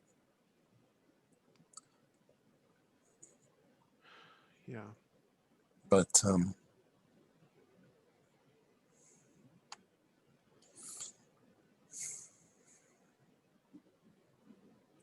we gotta make a. You can't just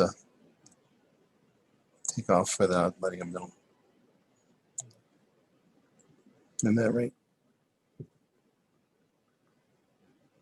Well, they'll know I had something to do with it. So if you guys don't go back, then it's kind of my head putting that one out there. We'll make sure that you're. We'll keep you out of this if. Yeah. I pause for a second. We haven't. I mean, understandably, since Dan isn't here, really talked about what Sojourn's fate actually was. So can I kind of pitch something Sure. here? Sure. Yeah. So I think what Novella says, is, we'll keep you out of this as long as you promise to keep Sojourn safe. I think, Sojourn had been gotten very injured, and now she's, Isadora is helping take care of her, or keep her under the radar.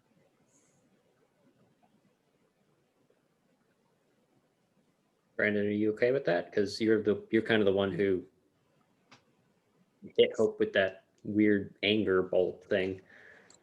Hope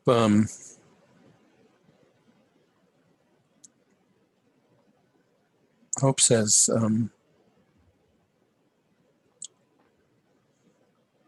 yeah, well, like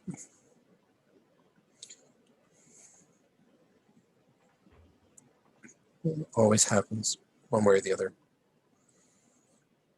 Usually I just break her heart, but this is as good a time to end it as any, right? She looks completely miserable. She's not going to want me back after this. So you better take care of her. I'll do what I can. You have my word on that. Thank you. I like this city.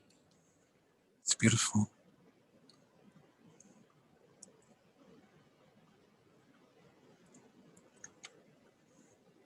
I think that's all she says.